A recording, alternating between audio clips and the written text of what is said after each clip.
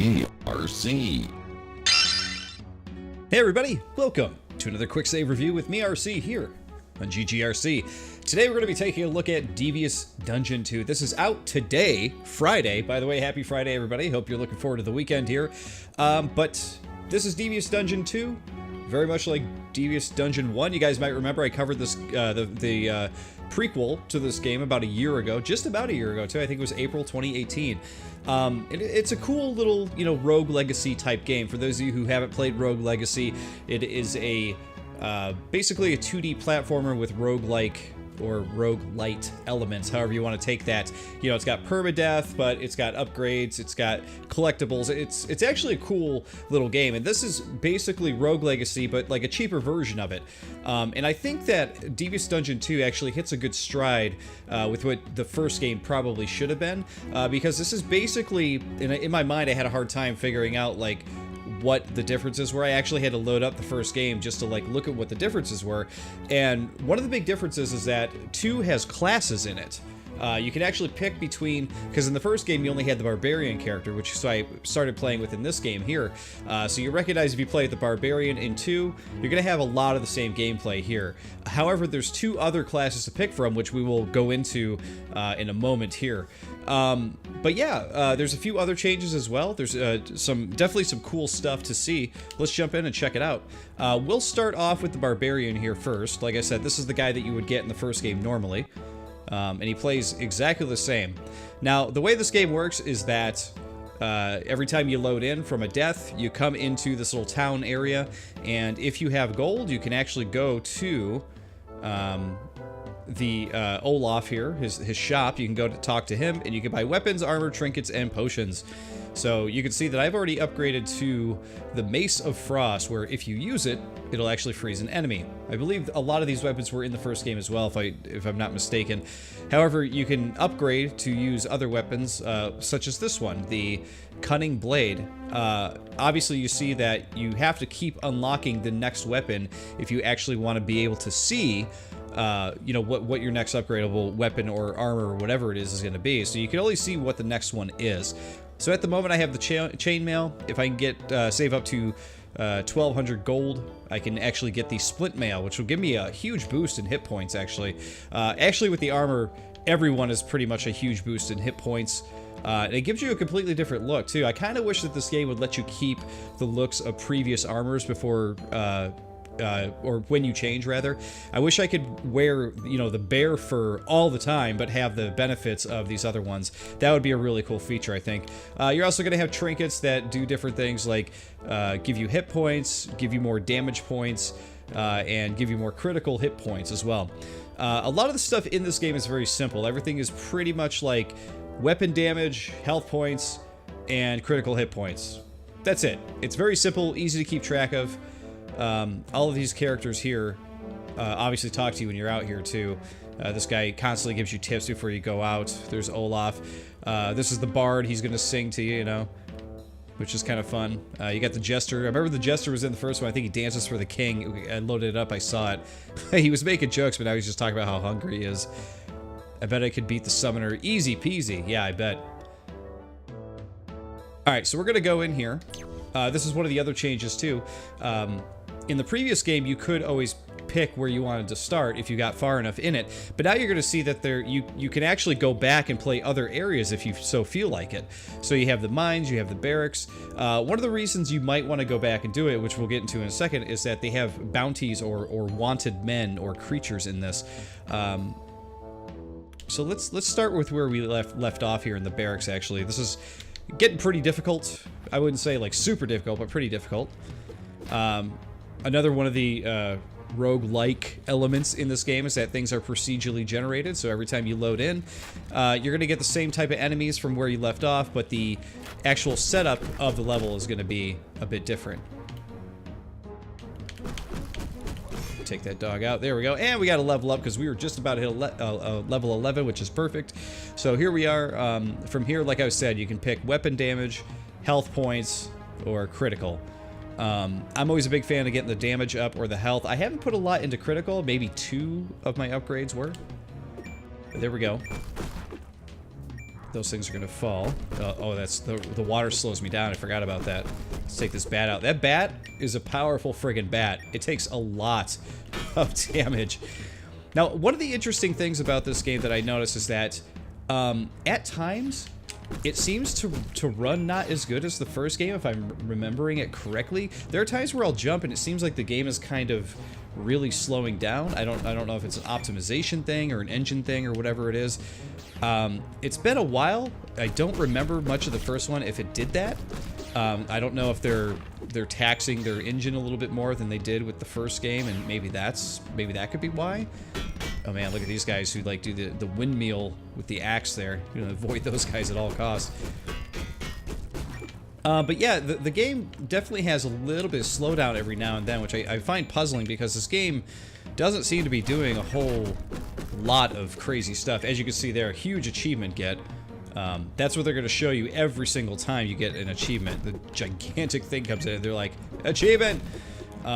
But yeah, a little bit of slowdown. Other than that, I haven't had, actually there is one other thing, but other than that, I haven't had too many issues. The other issue I have been having is that sometimes jump doesn't seem to register with the character very well, which can be pretty frustrating when you're trying to jump out of danger and your guy just won't jump. There are times where I'll hit jump like 2-3 times, he won't respond. Okay, so this guy with the health, let's actually pause real quick. That guy with the health is what is known as a wanted, I guess is what they put it here. I like to call them bounties, but wanted. So it says mini bosses are located in levels in their respective stages. So they're basically mini bosses. You can see I've already taken out 4 of them. That is actually one of them. Let's see if we can find out which one it is. So the King of the Dwarves is one that you'll find in the mines. Yeah, it tells you right there. So that's the reason why you might revisit certain areas, is to go after certain mini-bosses to see if they'll actually spawn for you. This one, the Savage Boar, I got him in the mines as well. I got the Orc Blade Master and the Dark Elf Prince in the barracks. And then we got mutant frogs going on in the dungeons, as well as the Wolfman Alpha, and it keeps going on and on. Basically, what these characters are just much stronger versions of characters that you probably would have seen another time. And truth be told, you can kind of cheese these guys a little bit too if you're smart enough and you play, you know, you play sort of cowardly like this. But you can take a few hits from these guys. It's not like you're a weakling yourself or anything like that. So in every single level, the point of playing it is to get the key and then find the portal. I love this. Whenever you kill them, you get these huge amount of gold that they drop there, and boom, I'm almost up to the next available armor.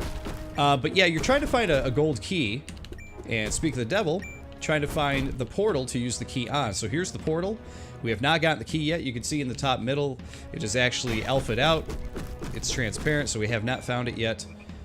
One of the other things you're also going to see is that since we've made the jump, no pun intended with the frog, since we made the jump to the harder levels, you're going to see that we're going to start, see right now, I was just hitting jump like 3 or 4 times, he would not jump out of there, and I don't know why. Really weird.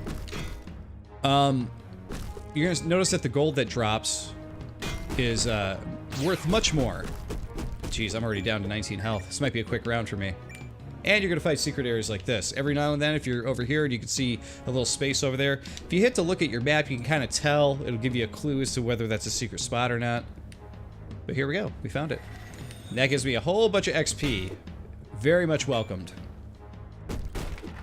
But yeah, in the mines, all I got were little bronze pieces, and this one's that you get bronze and silver. You're going to notice your money go way up after the fact, which is super awesome. Alright, let's go to the next level here. And like I said, we've already got hit pretty hard. We're already down to 19 health. There we go. There's a health pot. Back up to 24. That is helpful. We're still at about halfway, but now we know at least where the portal is. There we go. You don't want to get hit by those dropping arrows again. The ranged characters in this game can be a real pain.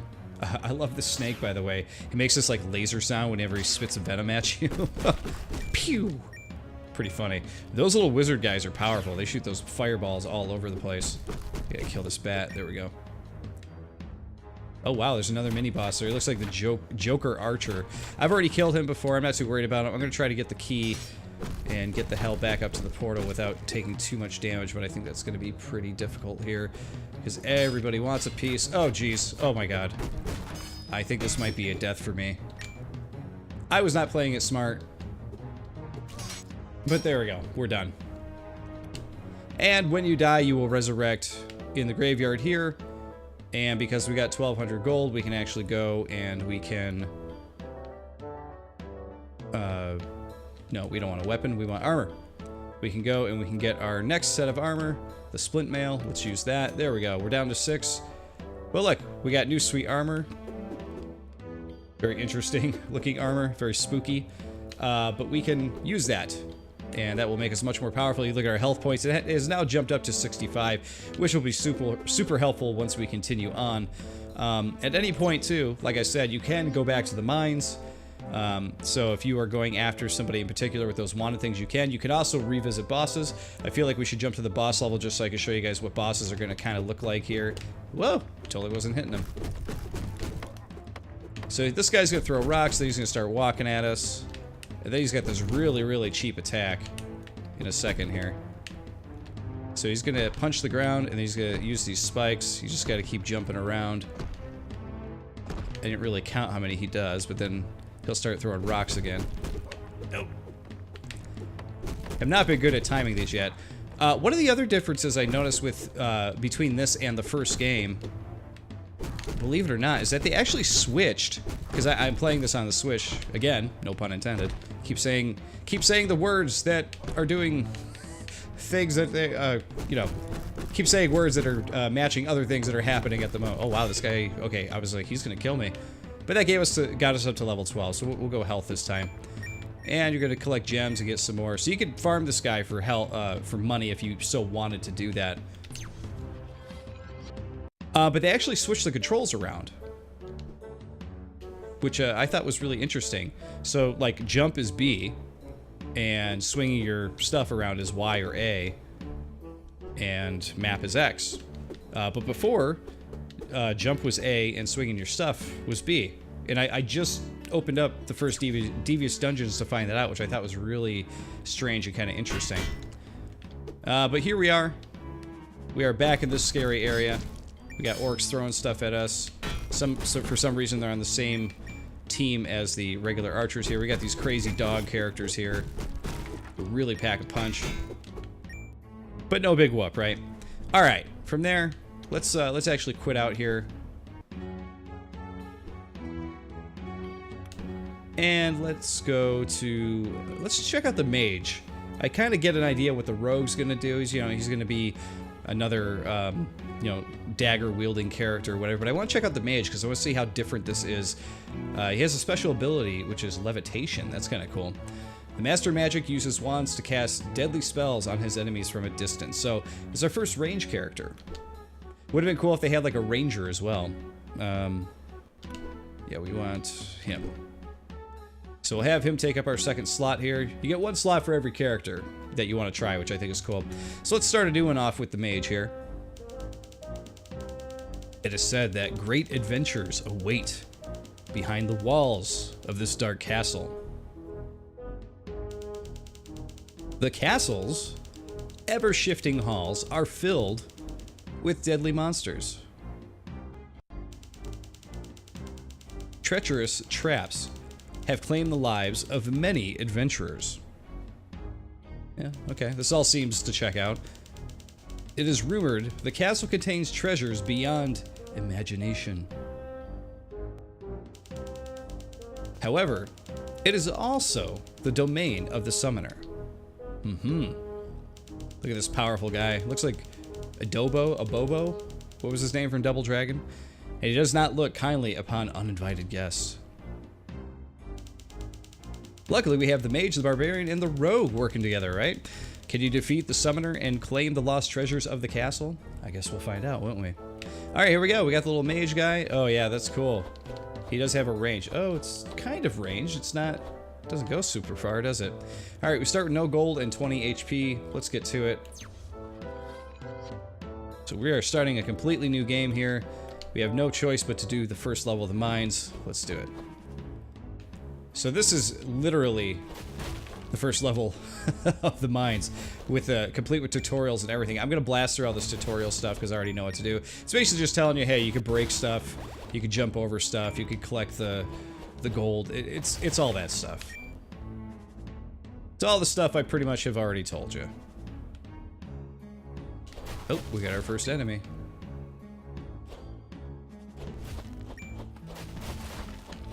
And as you can see, like I was saying before, that you have all these bronze pieces to collect. And that's all you're going to get in the mines. Here's another secret area here. One of the other things I didn't point out too, and you just saw it pop up, were the quests. Now, these were in the first game. Now, if you go to quests, you're going to see, like, these are the things that they stick with you to do, and they're going to give you a reward of a certain amount if you do it. So if we kill 5 boars, we'll get 30 gold.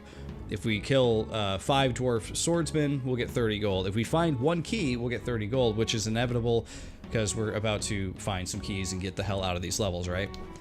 I have not really looked at the treasure map here, though. I have found a few treasures on the other guy, but it just says treasure is hidden throughout the kingdom. I don't know that they tell you where specific treasure is or not. It doesn't look to be the case like it is with the wanted guys. But either way, that is all there. And of course, those big achievements that were popping up, you do have the ability to go in here and check out what they are. It does tell you what they all are. So if you have bookworms, you got to read 5 tomes, collect 60 keys, dead undead, you know, that kind of stuff. Now the achievements don't really do anything, but it would be cool if they actually gave you a reward in this. That would be nice, I think. Come on. There we go. Oh, there's his levitation ability. Look at this. That's cool. And here's our first key. Boom. There we go. We got a reward.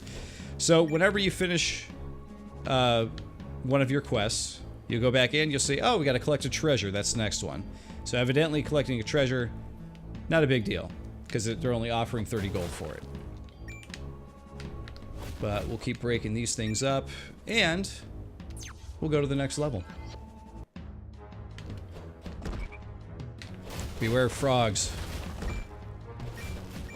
We should be able to hit level 2 here fairly quickly.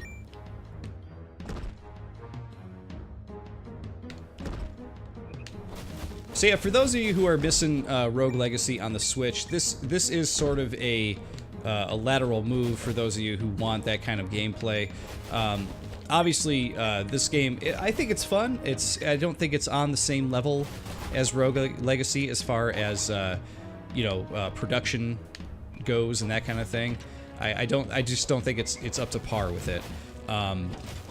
But also, the thing to keep in mind is that these are much cheaper games. I think Devious Dungeon 1 and 2, if I remember correctly, I think they are like $5 a pop.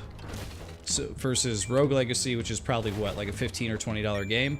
So you could get both games that are very similar, though a little bit more simple, for a much cheaper price. You get 2 probably less than for what Rogue Legacy costs.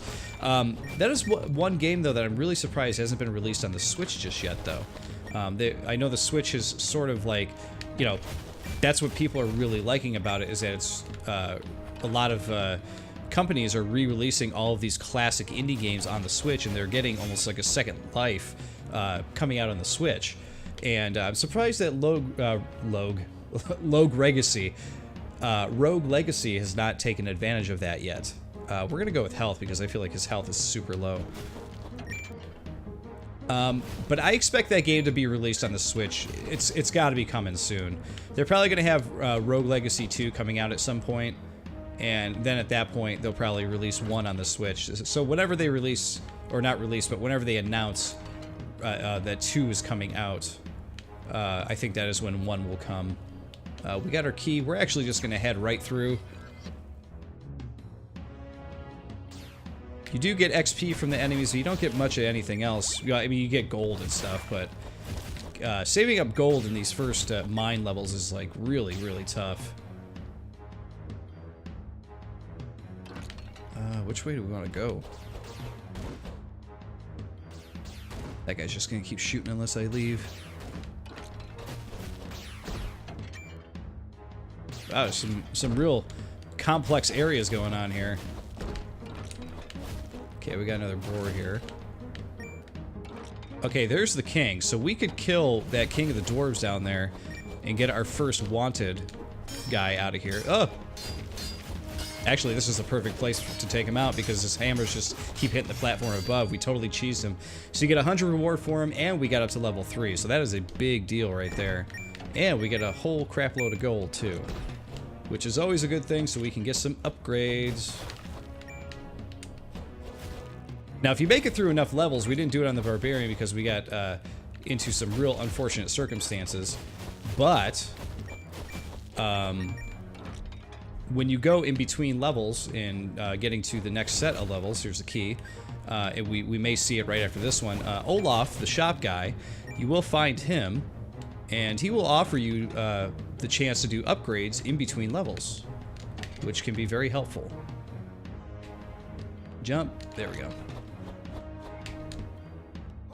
Oh, there's a frog. Where'd you come from, dude? One of the other things I don't like about this game either is when you get hit, you don't feel it. You don't get like a tactile feel of like, oh wow, I got hit. I better stop doing the thing I'm doing.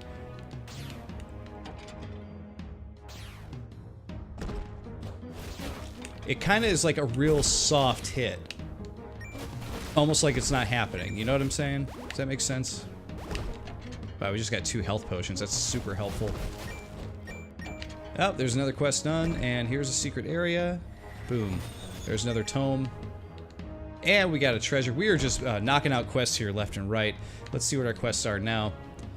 We only need 1 more boar. Oop. Smash 10 carts and find another healing potion. We just found 2. We just found 2. Anyway, the quests, they seem pretty easy to obtain. And it was to the point where in my main game with the Barbarian, I wasn't even looking at the quest log to see what I had because they just seemed to naturally happen. I'd just be like, oh, it looks like I finished another quest. I really wasn't looking to get them done. They would just kind of happen, which is pretty cool. And I think that's might be another change from the first game too, because I feel like in the first game, I would sort of like watch my quest like a hawk to see what it was I had to do next. So actually really cool. The fact that like the stuff just seems to happen a little bit more naturally. I'm gonna take out this boar. There we go. There's our next quest there. We're gonna get this key. There's the other. See if we can take this frog out. And then we'll go after that boar, because that boar is our next wanted. Oh! He's quick. Yeah, we got him, though. It was kind of funny because when I was playing the Barbarian and I got into the second set of levels, there we go. Let's go with damage again. When we got into the second set of levels, it was kind of funny because I got all 3, or not, I'm sorry, not all 3, but both of the next 2 wanted characters within the same level. Oh my god, see, that was a portion where the jump did not work for some odd reason. That might be the most frustrating part about this game, is that how sometimes it just doesn't seem to trigger, and I don't know why. But yeah, I found that really funny because I was like, oh man, I wonder how long it's going to take for me to find these guys. And there they were. I killed them like basically back to back. They just both showed up in the level, and it worked out. It was kind of funny. There's a health potion to get that quest done. Let's kill this snake. We do have somebody throwing... Oh yeah, there's these eyeball guys here. Oh man. There have been times too where I would just completely avoid the bad guys and go right for the door when I knew that I was like really close to a checkpoint. Because these parts with Olaf right here, these are checkpoints. So this is where basically the game says, okay, this is in between, you know, levels 1 and 2. Let's see, what do we want to do with this guy? We unlock that for 200, which we'll definitely do. So as I was saying earlier, prevents you from skipping a weapon. Like normally when you get a lot of gold and you're like, oh, I'm gonna go to the next tier of weapons because I got more gold than I thought I was gonna get. Here, we'll grab this too. And we will grab this next one as well. Oh, look at this like Skeletor type armor that we could get at some point. Pretty cool. There we go. Now we're looking a little bit more like a wizard, I think. Looked more like a monk before, I think. Wow, and our HP went up to 41. Oh, man. When you're on an incline like that, it can be tough to hit those guys.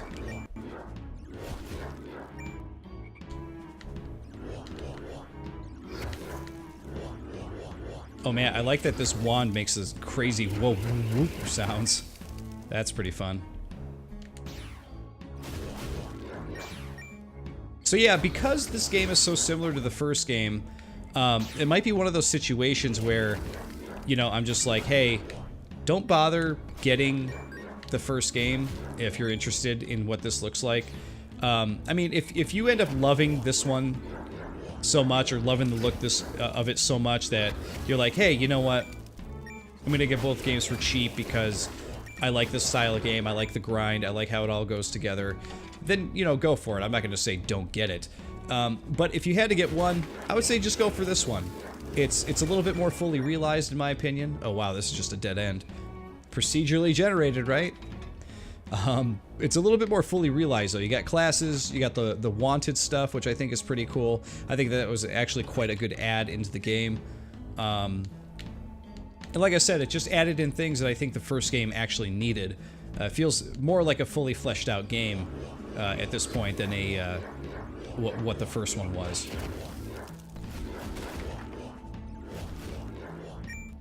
I think I might like playing with the wizard more than I do with the barbarian. I might make this guy my new main, actually. He seems much more powerful. As long as you can dodge, you're going to be okay. His hit points don't seem to be that much different, to be quite honest, from what I can tell. Take the frog out. There we go. Alright, so there's the portal, and we have the key. Wow, we're just coasting right through this, aren't we? But yeah, there you go, guys. I think you kind of get the point of this. I think it's a cool little game for how cheap it is. Definitely something to look into. Like I said, I can't remember if it's $5, $6, maybe it's $5.99. I don't remember. But like, yeah, if you're craving that Rogue Legacy style game, this one's pretty good. Like I said, though, there's a little kind of a weird hiccup with the jump. Sometimes the jump just doesn't activate for me. I don't know if it's a Switch thing. I don't know what's going on. But that seems to be the only real big issue. Also, like I said at the very beginning, there are times where you jump and it seems like the game is kind of like, it's got this haze over it, like the FPS is dropping for a split second. The character's kind of like, almost like you would get with old Super Nintendo and Sega Genesis games. You know how a character would jump and there'd be so many sprites and graphics and stuff on screen that either something would disappear or things would slow down for a second, you know? It's kind of like that. So, anyway, the game itself, though, is pretty cool. It feels like one of those games that you could put a lot of time into getting through all the bosses and everything. It's got sort of that, like, you know, janky NES feel to it, which is, I think, going to attract people who are into the old school retro gaming stuff. But all in all, it's a pretty cool little game, pretty cool little package.